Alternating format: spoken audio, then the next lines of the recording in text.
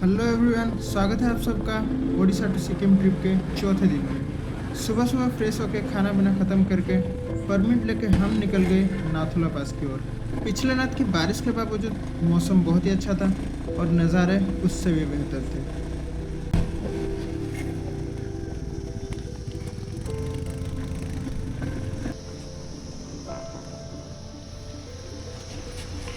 Check post पर permit दिखाया और फिर निकल पड़े नाथुला पास की ओर।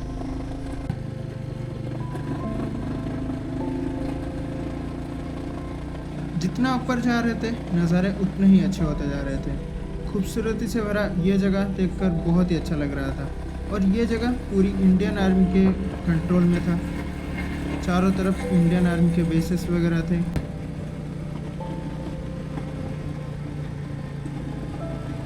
यहाँ से नाथुला पास 45 किलोमीटर दूर था और सच में मतलब आज तक मैंने अपनी पूरी लाइफ में ऐसे नज़ारे बिल्कुल भी नहीं देखे थे। इतना खूबसूरत लैंडस्केप शायद ही मैंने कभी देखा होगा। पर जब इस रोड पर पहुंचे तो नज़ारे कुछ और ही थे। राइट साइड में हमारे बहुत बड़े बड़े पत्थर लैंडस्लाइड की वजह से नीचे आ चुके थे और रास्ता खराब था थोड़ा। बीच बीच में ऐसा लग रहा था कहीं लैंडस्लाइड ही ना हो जाए, पर वैसा कुछ होगा नहीं क्योंकि खास करके बारिश के टाइम ही होता है लैंडस्लाइड। पर अभी तो मौसम बहुत ही अच्छा था तो डरने की कोई बात नहीं थी। रास्तों में ये तिब्बतियन हट फ्लैग्स बहुत ही अच्छे लग रहे थे। और एक बात आप लोगों की जानकारी के लिए बता दूं, लोकल्स की माने ये झंडे शांति और सच्चाई का संदेश देते हैं। माना जाता है कि जब हवा इन झंडों के बीच से गुजरती है तो वो इन झंडों में लिखी हुई मंत्रों से सकारात्मक ऊर्जा चारों तरफ फैला देती है।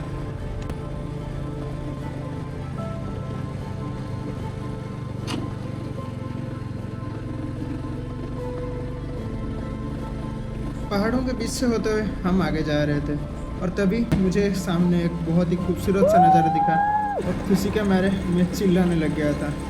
बहुत ही सुंदर सा नज़ारा था, मैं अपने आप को कंट्रोल ही नहीं कर पाया। तो बस थोड़ी देर हम लोग रुके, फोटोज़ वगैरह क्लिक किए, वीडियो वगैरह बनाया।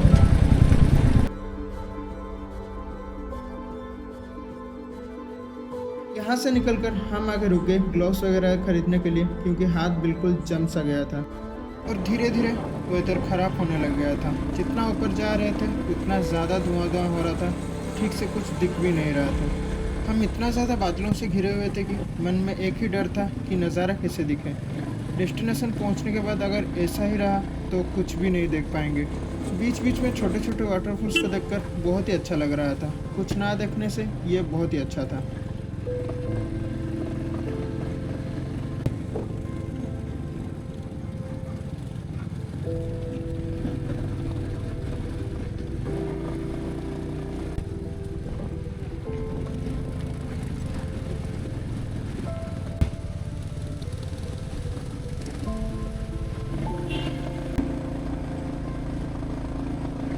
यहाँ से नाथुला 25 किलोमीटर दूर था और जितना हम ऊपर जा रहे थे उतना ही ज़्यादा मज़ा आ रहा था क्योंकि मैं अपने लाइफ के सबसे हाई ऑल्टीट्यूड वाले जगह में जा रहा था। सबसे हाईएस्ट पास मेरे लाइफ का, जो कि था 14,000 फीट के ऊपर।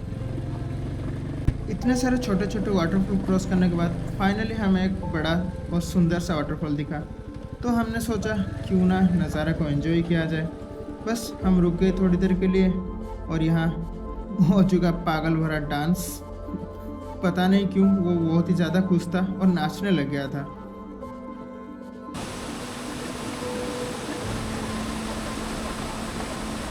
इस खूबसूरत नज़ारे को एंजॉय करने के बाद हम निकल गए हमारे अगले डेस्टिनेशन की ओर, जो था चांगू लेक। जो भी कहो, चांगू लेक बहुत ही खूबसूरत दिखता है। अगर थोड़ी सी और ऊपर जाकर आप देखोगे तो और भी ज़्यादा अच्छा लगेगा। उसके बाद थोड़ी देर बैठकर मैगी खाया और फिर निकल पड़े नाथुला पास की ओर।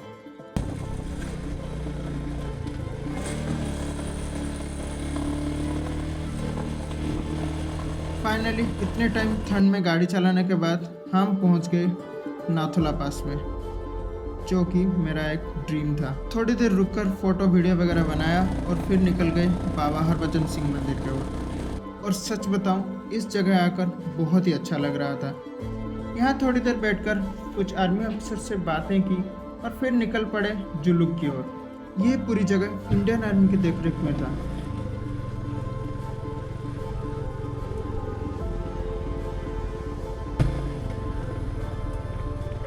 और मौसम इतना खराब था कि नज़ारे उतने दिख भी नहीं रहे थे। क्या करें, कुछ समझ में भी नहीं आ रहा था। मन ही मन सोच रहा था, अगर इस वेदर में ये नज़ारे इतने अच्छे दिख रहे हैं, अगर वेदर ठीक होता तो क्या ही नज़ारे दिखते। कुछ टाइम बाद हम पहुंचे एलिफेंट लेक में, और सच्ची में ये नज़ारा बहुत ही अच्छा था। यहाँ से निकलकर ओल्ड बाबा हरभजन सिंह मंदिर होते हुए हम लोग जुलू की ओर निकल गए। बीच में मैंने अपना ग्लव्स उतार दिया था, और ये मेरी सबसे बड़ी भूल थी। इसलिए मैंने फिर से ग्लव्स पहना, क्योंकि ठंड के मारे हाथ बिल्कुल काम ही नहीं कर रहे थे। और उसके बाद नज़ारे और भी ज़्यादा खतरनाक थे। मतलब पूछो ही मत, इतना ज़्यादा वेदर ख़राब था कि कुछ भी नहीं दिख रहा था। चारों तरफ धुआं ही धुआं था। बहुत ही सावधानी के साथ हम लोग गाड़ी चला रहे थे, क्योंकि यहाँ एक छोटी सी भूल और हम नीचे गिर सकते थे, या फिर सामने से कोई गाड़ी आके हमें ठोक भी सकता था। इसीलिए बहुत ही धीरे धीरे हम लोग गाड़ी चला रहे थे, और बहुत ही सावधानी के साथ। इतना ज़्यादा फॉग था कि मुश्किल से कुछ दिख रहा था, और हम लोगों का मूड सच में बहुत ही ख़राब हो चुका था, क्योंकि जो नज़ारे हम एंजॉय करने के लिए आए थे वो इन फॉग के कारण पूरा ढक चुका था।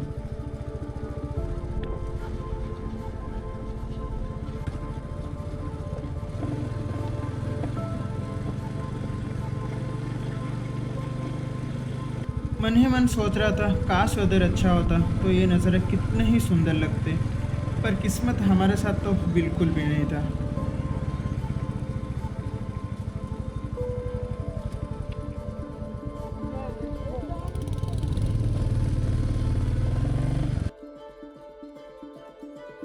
यहाँ से जुलूक 15 किलोमीटर दूर था, और शायद भगवान ने हम लोगों की सुन ली, और हमें फाइनली दिखा एक खूबसूरत सा नज़ारा।